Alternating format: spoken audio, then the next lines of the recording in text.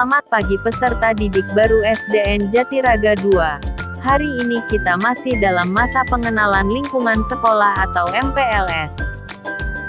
Materi MPLS untuk hari ketiga atau hari terakhir ini adalah pendidikan karakter, tata krama siswa, pengenalan kurikulum pendidikan, dan pembinaan mental. Pendidikan karakter.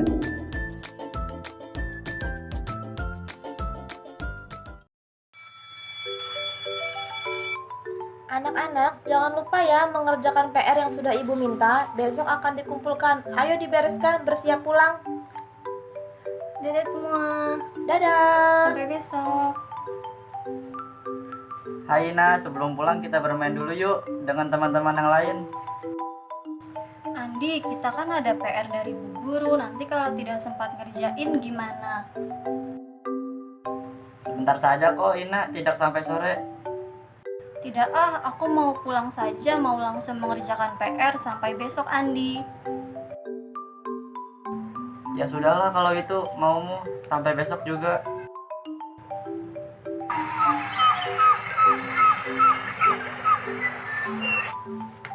Wah, PR nomor 4 susah sekali. Coba aku lihat catatan yang diberikan Bu Guru dulu. Harus semangat nih mengerjakannya sampai bisa. Oh iya, soal ini kan sudah pernah dicontohkan Bu Guru. Untung tadi aku memeriksanya dulu.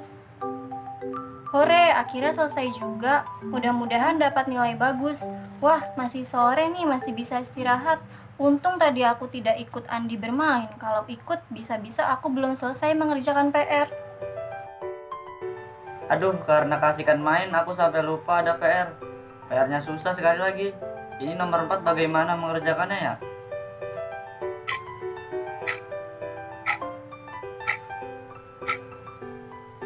Ya ampun, sudah pukul 10 lagi. Ah, sudahlah aku mengasal saja isinya. Habis aku tidak tahu bagaimana mengerjakannya.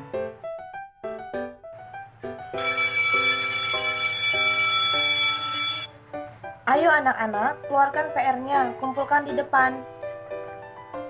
Ina, PR-nya susah sekali ya. Kamu bisa tidak mengerjakannya? Memang sih ada yang susah, tapi karena aku mengecek catatan dari Bu Guru, jadi ya bisa deh menyelesaikannya. Setelah ibu memeriksa PR kalian, ternyata ada yang mendapatkan nilai 100, yaitu Ina. Selamat Ina.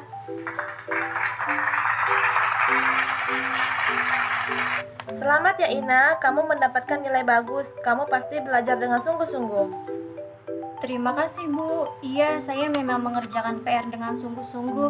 Karena belajar dengan giat, saya dapat nilai 100. Saya senang sekali. Baiklah Ina, kamu boleh kembali ke tempat duduk.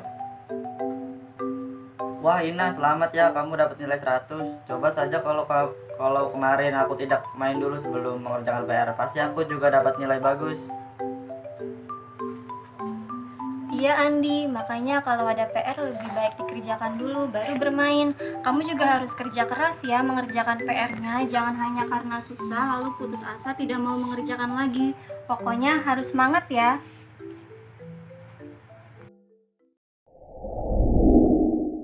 Tata krama siswa. Hari ini kita akan membahas tentang tata krama. Tata krama terdiri dari dua kata, yaitu tata yang berarti adat atau aturan, krama berarti sopan santun atau tindakan. Jadi, tata krama adalah kebiasaan sopan santun yang disepakati dalam lingkungan pergaulan masyarakat.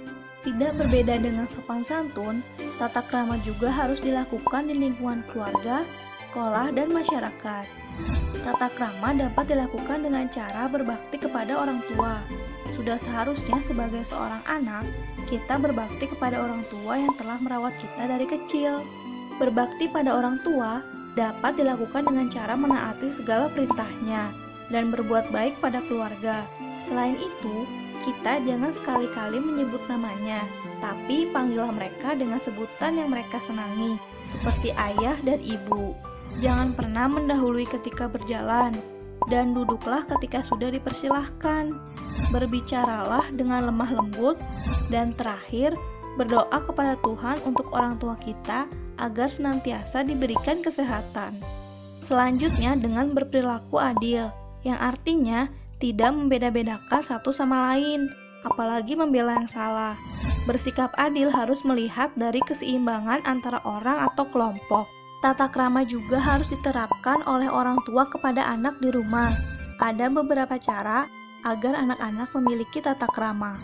Pertama, orang tua harus jadi contoh bagi anak-anak.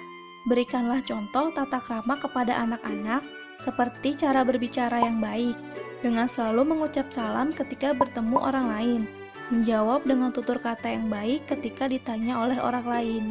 Orang tua juga harus memperhatikan pergaulan anak. Jangan sampai anak kita salah bergaul. Begitu juga dengan kita sebagai anak. Jangan mau bergaul dengan lingkungan yang tidak baik, seperti lingkungan yang berisi anak-anak yang bertutur kata kasar dan selalu mencela orang lain. Jangan lupa orang tua juga harus sabar dan terus-menerus dalam mengajarkan tata krama pada anaknya.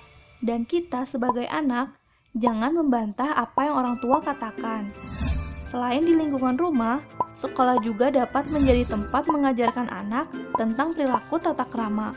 Tata krama di sekolah bisa diterapkan dengan cara dibiasakan, seperti membiasakan siswa berbaris sebelum masuk kelas, mencium tangan guru, mengucapkan salam ketika masuk kelas dan bertemu guru, dan tidak berbicara kasar.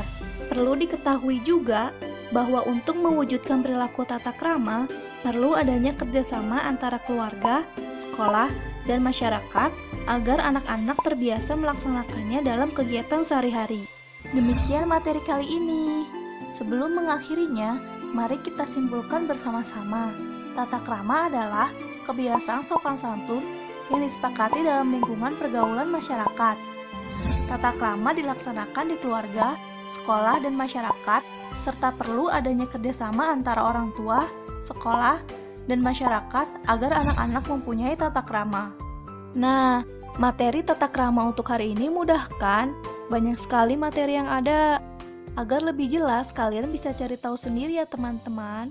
Siapa bilang belajar pendidikan kewarganegaraan itu susah? Sampai berjumpa di materi berikutnya.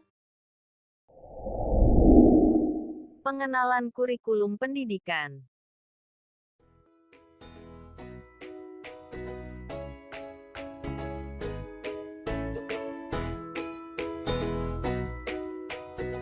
Pengenalan kurikulum 2013.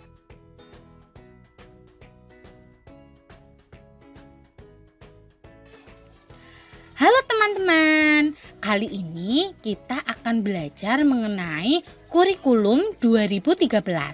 Apa itu kurikulum 2013? Nah, teman-teman, ketika kita sudah memasuki sekolah dasar dan kita sudah belajar di bangku sekolah dasar, kurikulum yang digunakan dalam pembelajaran adalah kurikulum 2013. Teman-teman, kurikulum 2013 akan membantu kita dalam belajar. Pembelajaran dengan menggunakan kurikulum 2013 sangat menyenangkan loh teman-teman, karena Bapak dan Ibu guru akan membimbing kita untuk belajar materi pembelajaran di sekolah dengan cara yang menyenangkan.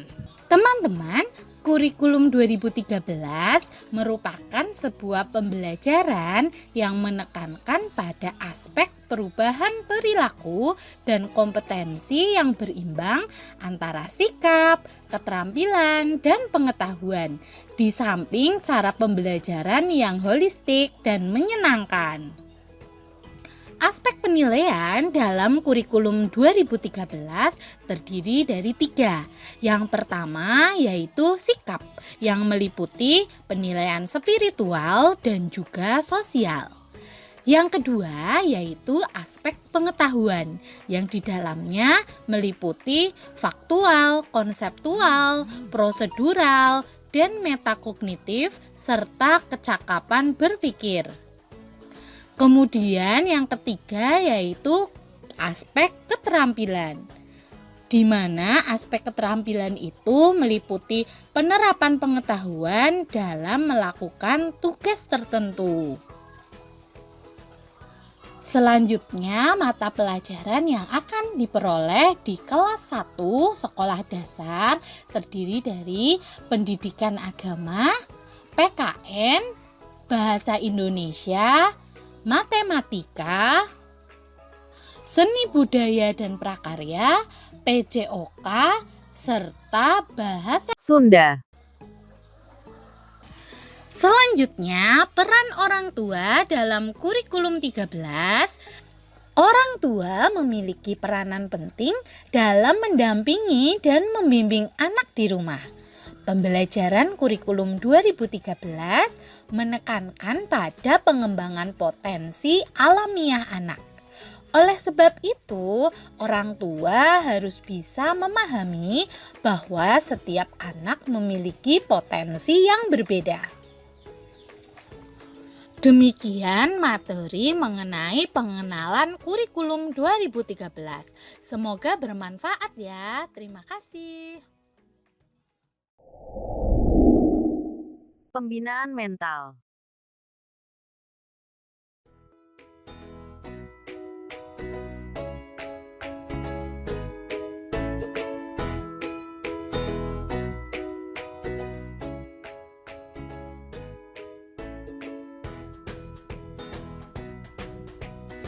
Assalamualaikum teman-teman, berjumpa lagi dengan Tina. Teman-teman, kali ini kita akan belajar mengenai sholat. Nah, teman-teman, kenapa ya kita sebagai seorang muslim harus mengerjakan sholat?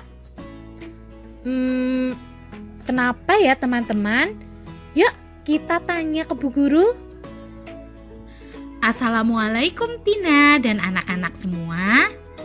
Sebagai seorang muslim, kita harus melaksanakan sholat karena kita adalah hamba Allah. Kita ini diciptakan oleh Allah untuk beribadah kepada Allah. Di Al-Quran ada ayatnya. Allah Ta'ala berfirman, "Wa ma khalaqtul jinna wal insa illa liya'budun." Artinya, tidaklah aku ciptakan jin dan manusia kecuali untuk beribadah kepadaku. Nah, ibadah itu contohnya salah satunya yang tadi Tina tanyakan, yaitu sholat. Itu merupakan perintah dari Allah, sehingga kita harus patuh. Kita harus patuhi semua perintah dari Allah. Dan kita juga harus menjauhi semua larangan Allah. Allah perintahkan kita untuk sholat, maka kita harus sholat. Allah perintahkan kita untuk makan pakai tangan kanan, maka kita harus makan menggunakan tangan kanan.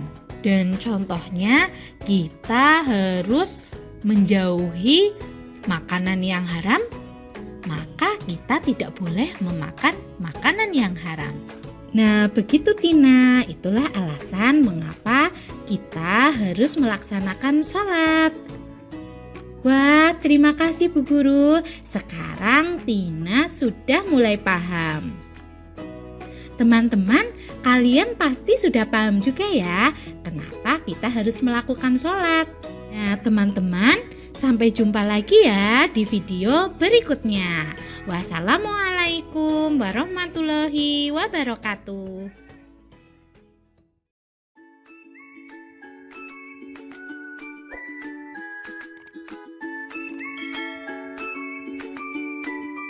Anak-anak, alhamdulillah kegiatan MPLS selama 3 hari telah kita laksanakan bersama. Ibu ucapkan selamat dan semoga dapat mengikuti kegiatan pembelajaran dengan baik di SD Negeri Jatiraga 2. Namun karena hingga kini masih dalam situasi pandemi COVID-19, kita harus belajar dari rumah. Tetap semangat dan jaga selalu kesehatan.